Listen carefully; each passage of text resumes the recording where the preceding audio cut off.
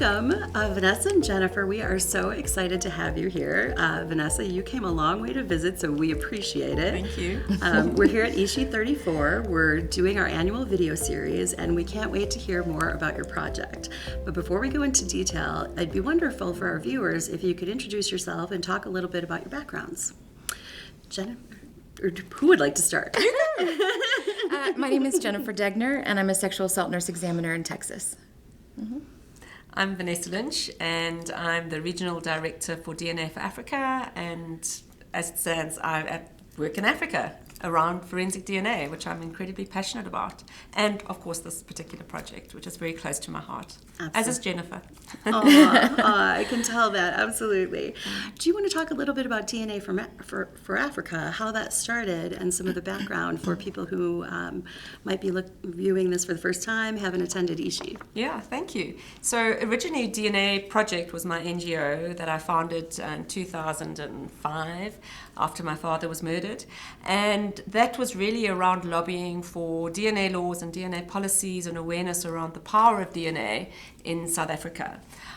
When I closed that in 2019, I took up a consulting position that really now my region went beyond South Africa into Africa, and really doing the same thing, looking at regions and understanding how they can develop their forensic DNA policies, their DNA platforms, and looking at projects such as the one we're involved in now, where we can leverage at all levels the power of DNA. There is a huge amount of crime, human trafficking, and specifically in this project, gender-based violence.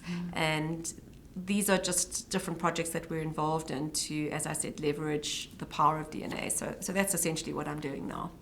That's wonderful. I remember talking about your prior project. It was such an incredible run. I was happy to see you consulting and moving on to this. Can we talk a little bit about why, we're going to get into the project, but Yes. why is all of this so important? Obviously, the catalyst when I first started was my father's murder, and understanding that because there was no DNA taken in his particular case, which definitely could have linked the murderers to my father, who to this day have not been found. And seeing the success of, through lobbying, how you can drive governments to adopt policies that really do make changes. I mean, now that we have a DNA policy, you know, we see serial offenders linked up to 60 crimes, 60 rapes in South Africa. So I think originally it was really about my father's case, but then it just grew so much bigger, and it's through that I really feel, you know, his death wasn't in vain, and there's so much that you can do, you know, the power of belief and passion, and that really is what drives me, and taking it beyond the borders of Africa. And I meet the most courageous, unbelievable people through the work that I do.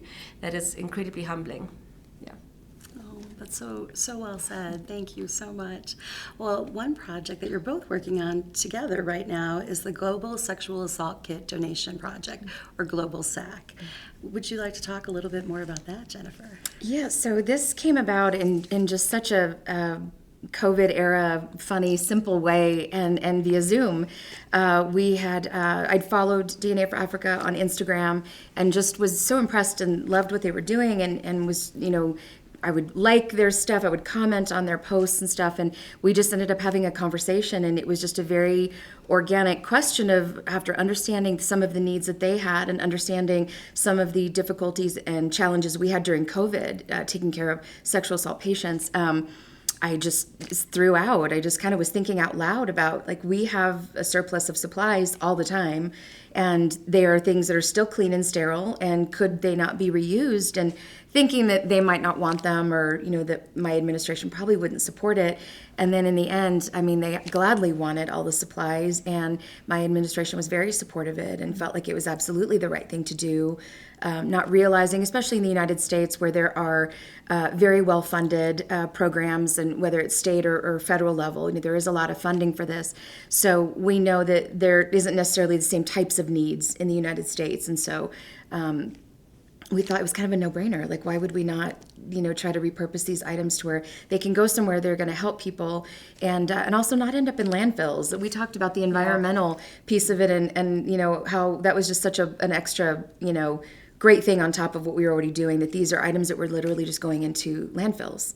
That's an incredible win-win-win. Yes, for everybody. Yes, it really is, yes. and that it came out of a COVID Zoom. I find that that's an incredible collaboration. Just from somebody following something, paying attention, having a conversation. Yes. I love to hear those stories. Yes. Well, when you decided to do this, I'm sure there were challenges that came up in the transport and other things. I'd love to hear about those and how you're overcoming them. Yes. Well, so, in the very beginning, it was even just figuring out basic logistics of how are we going to physically get items, to where they need to go. And we were very lucky, and Vanessa was so amazing in the beginning of putting together just a really holistic team, somebody from every area that we would need to really give their input to know that we were starting off well. We weren't going to get ourselves into too many issues, and so I think that kind of steered us away from a lot of really big problems. Was Vanessa putting together just a really great team. Everybody had their expertise; they could contribute, and we could kind of head off at the pass any issues, but. It definitely hasn't been without challenges, but I think our team has been really great. We were just talking on the walk over here about something would come up and we'd pivot, and we've been able to pivot and just kind of redirect our energy and our resources where we need to. I don't know, Vanessa, what are your thoughts? What did you think? It's the one thing about working in Africa is that the environments are challenging in that there are very few resources, and often you just have to think on your feet and get it done. And the more complex that you make an issue, the more difficult it is to actually get to the result. So the good thing is that Jennifer and I are quite similar in that it's KISS, keep it simple, stupid. Recently we had to get a training video together. Jennifer had her iPhone. She went to a mannequin. A friend of hers videoed her, put together a 3-minute video. That's the training video for the kits. Putting the kits together, what items do we need that are not going to, confuse as to what's used for what. So that approach has really enabled us to keep moving forward. And it's just worked. And often I think we do this. COVID taught us, you can get things done simply, and I think as long as we continue with that approach, the challenges will be less of a barrier for us. Yeah. I think that's remarkable. I mean, that's great advice for anybody in any organization. You don't need so many layers of bureaucracy. Where you can get something done and make a difference. Yeah. Just get it done. Yeah. That's fantastic. Yeah. Well, and I know in the beginning, my urge was we have, there's so many different types of supplies in a kit when I open it, and my urge was, let me just send you everything. And because you want to help, and so then that's why Vanessa's input was so important, because I'm learning, and I think that I'm trying to do a lot of listening and learning, because their way is not our way, and their resources are not our resources. And so that's why it was so helpful for her to say, no, we're just going to do these 4 items. We don't want to overwhelm them. And so then that gave me a really good perspective. Okay, step back, listen, learn from them as to what works for them. It's not about what works for me. This has to work for them. And because that's what it's about, making it successful for the people wherever they are, Zambia, South Africa, Kenya, and ultimately what's best for the survivors. And so we just want to do right by them. That is a beautiful theme that we are seeing this year about, especially when you're talking about different cultures, whether it's within a country or between countries, making sure that everything works for the people. Yeah. So talking about that, streamlining the kits, transporting them. Vanessa, do you want to start? And then I'd love to see the pieces. I think you brought some examples for us. Yes. Yeah. This has probably been the most challenging aspect. If you consider that, you're talking about an ocean between 2 continents, a lot of bureaucracy, and even though it's a donation, you still have to overcome the challenges of, there's excise, and then there's, shipping costs. So we have managed, through people coming, across to me or across to Africa, to put a few in the suitcase and continuously get. We've literally through this way donated over 5,000 items to the Zambian Forensic Science Laboratory, which is sort of our pilot project, and it's all packaged correctly and everything. There's a chain of custody, we have a spreadsheet, we have a research project. And again, it just shows you, you know, at the end of the day, you will find a way. Now the administrations are understanding that actually this is a benefit to them. So they're getting involved in funding the shipping, you know, to their particular laboratory. And that's helpful. But that's how we've managed so far to get the project going, is literally through people putting items in their suitcase and delivering them, and so it goes on. So yeah, that ingenuity is amazing. And if I am ever traveling back and you need some help, I would love to. I would love to be a partner. I would love to be a partner. I'm a light packer. I used to be able to do a backpack, so I'll have plenty of space for you. We will certainly take that up. I think our viewers would be really interested in seeing what the kit, you know, how you were able to pare that down to something that works just perfectly. Yeah, so the items that we chose to go in the kit are just the most basic items necessary to collect the DNA. And so the first item being, it's a pack of swabs. There's 2 in here. So you see how that is super easy to ship safely because they're sterile, they're still sealed. Those swabs will then go in a drying box that it comes flat, and then you just have to pop it open. And then they'll go in the envelope, which it doesn't really matter what's written on it. I've shown them in the video. And even at my hospital, sometimes we even just mark out what's written and write what we're actually putting in the envelope. And so there's space on the envelope just for whatever identifiers they want to use, information for them to fill out, you know, however they see fit. And then these are the labels that once the drying box and everything go in here, it seals on the back, and that way it's considered forensically sealed. And the tape is the very fragile evidence tape where if you try to manipulate it, it'll tear. So we just wanted to start with that just to make it, you know, just again, simple, not overwhelming. We have enough items in the kits for them to do basically the known DNA, the buccal swabs on the patient, and vaginal swabs.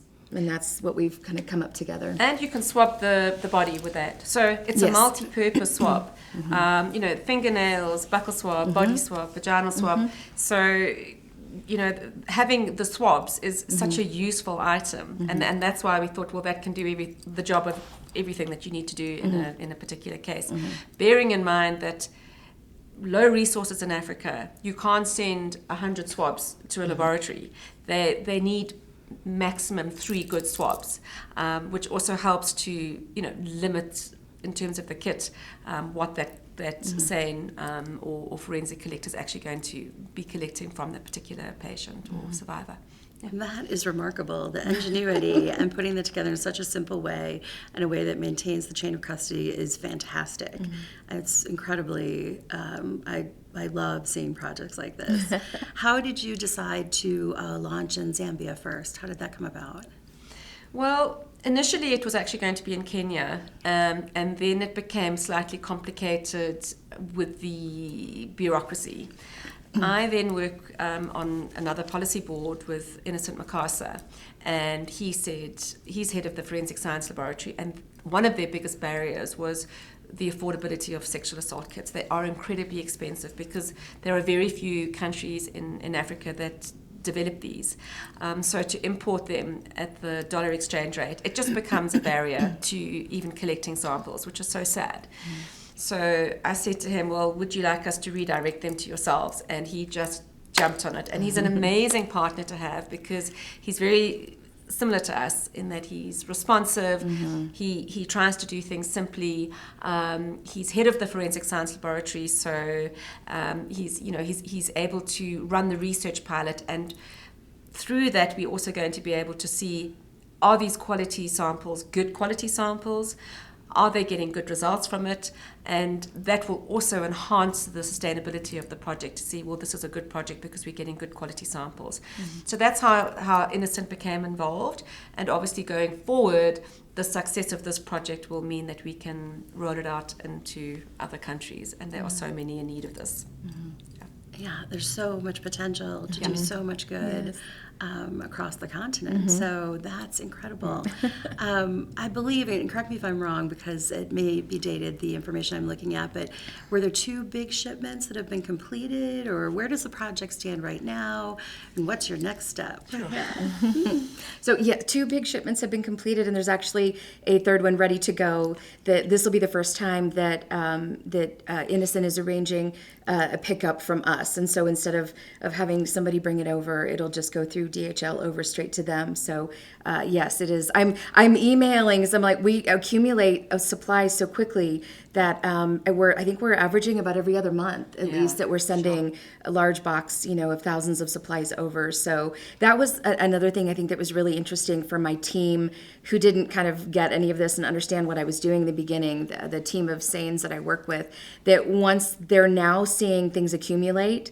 And because, when we work, we're all just on our own and we throw the stuff in the trash and you don't ever see it again. So for them to see it accumulating and to see the boxes that I'm shipping, it really was mind blowing for them to visualize what we throw away.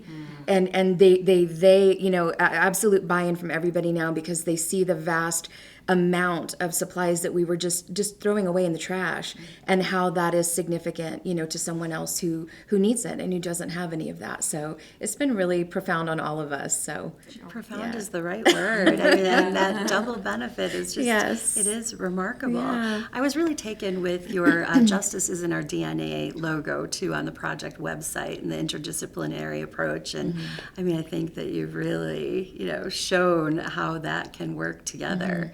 And I believe you mentioned a Professor Lisa Smith, who's also involved in the project. Maybe you want to talk about that as well. So Lisa, I met unrelated. She had started a project in Kenya where they were looking, not this, but they were looking at developing a simple kit, an anti contamination kit that, again, defied this big complex box of items and ensured that in those low resource environments that they were able to get good quality samples to the laboratory.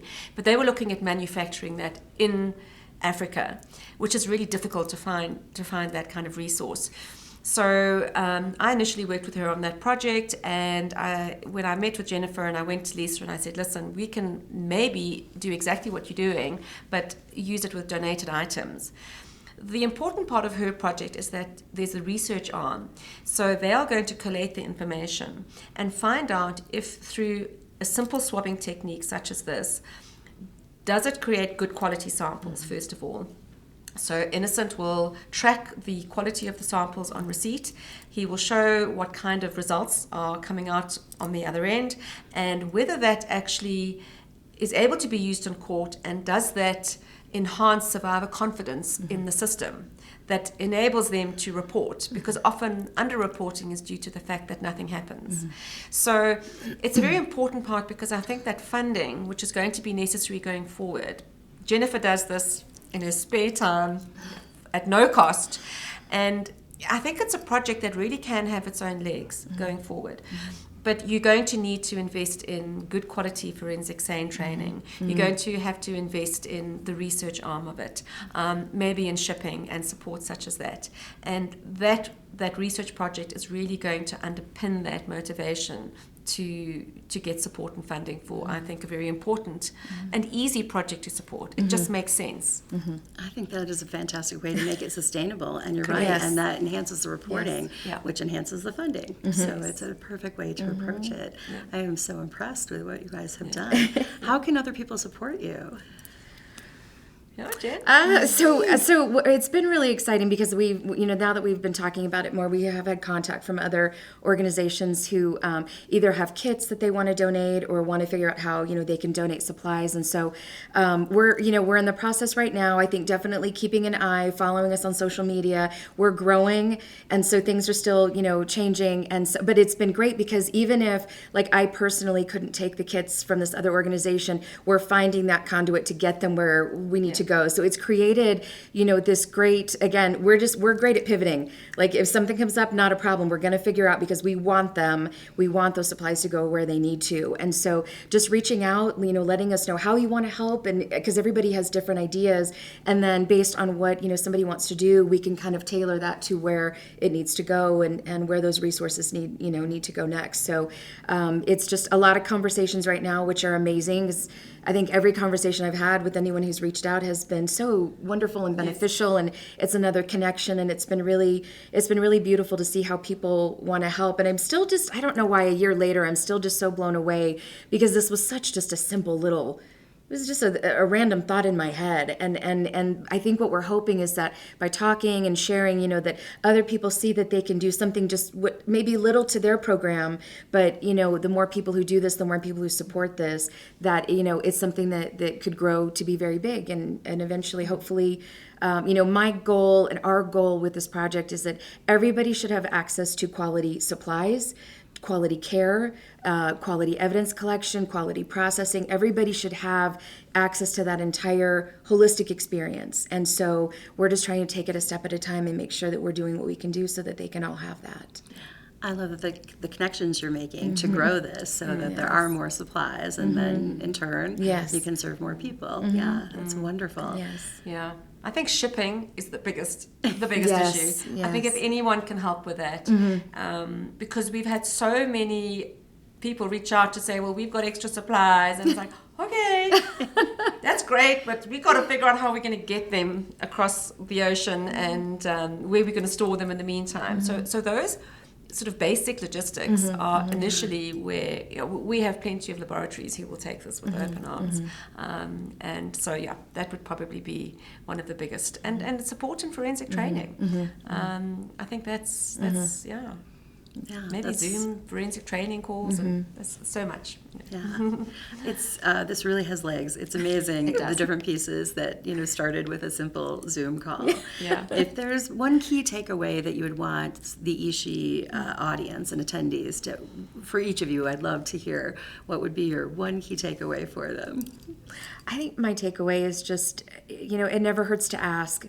Even if you're thinking something is a little idea, or that somebody's going to say no, I just go for it, because the ripple effects of this, I still vividly remember our funny little Zoom conversation late at night for her, and, afternoon for me, just thinking that I was going to visit with somebody who I could offer to support in some way, and that this little idea, I think no idea is too little, and just don't hesitate to ask, because, even small ideas can have a really big impact. Absolutely. I think that we often overlook the basics. We think forensic policy and big forensic laboratories, and we forget about the very important collection process. You can't get off the starting blocks if you don't get that right, and that's often for countries that might be developing, and this is even outside of Africa, they think immediately at the end result, but if you start with something small, it exponentially allows that framework to develop, and it gets everybody on board. So we often forget just to go back to basics. Keep it simple. Keep it simple, stupid. My father always said that to me. It was such a ridiculous statement, but it works. It often is where you have to start. Well, that's an honor to him, and I'm so excited to have you here. So I think there are so many people that you will be able to connect with that can help assist, hopefully, in growing this at just the rate you want. It's going to be amazing. Jennifer, have you attended ISHE before? Or is this I have first? not. This is my first year. I was wondering if it was your first year. Yes, I'm very excited. Yeah, good. And Vanessa, I know you've been with us before. Of course, it's amazing. How are you finding it? I would love to hear about the reception, what you think about it. Incredible. Yes, so, I attended all the presentations yesterday, and they're always of the most amazing quality. Love to network, meet people in this network that are always doing incredible things, change makers, brilliance, and also year on year, especially if you've sort of skipped a few. you really do see the development, the advancements that are happening in the space. So it's a really beautiful platform where you showcase all of that, and I love that. Yeah, and reconnecting. I know, it's so wonderful. It makes me so happy. I was so excited when I heard and was able to watch your video ahead of time, and it's just wonderful. So I can't wait to get this out there too. And Jennifer, it's so lovely to meet you. So nice to meet you. Yeah, Thank you. So I hope you've had a great experience. I have, and I think for me, it's just it's amazing. Just there's times that trying to reach out and make connections and stuff can be a little arduous and time consuming, or it's hard to make those connections. And then it's so funny because you come here and like everybody's just here together, and it's like things it feels like things are just can happen so quickly and easily, and I think that's a huge benefit to be able to have so many people who are committed to the same goals in the same place, able to just be with each other and talk and connect, and good stuff can happen. So. Well, we are so honored to have you guys. You guys are fantastic. I brought this across for Jennifer, and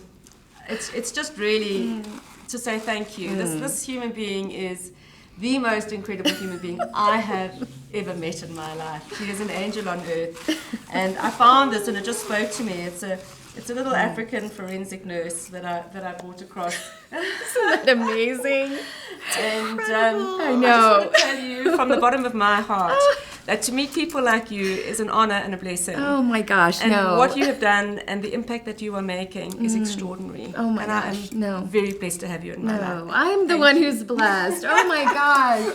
Oh, you're wonderful. Thank you. Thank you so much. Isn't that precious? It's I think you guys are going to make me cry. This is amazing. Oh, seriously.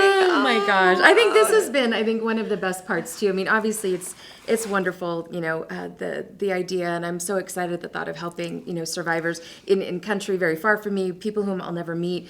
But I think this has been just amazing is when you meet people who are just such kindred spirits who get you and you get them, and you just, we bonded, from so far away, and it just was an instant. It was an instant connection, and I think that's what has made it feel so, easy, and I think that's why it's worked so well, is that connection is, that human connection is there, and then it just translates into all the work we do. So you can see the joy and connection, and that can only help people more. Yes, I hope. It's so beautiful. Oh, wow!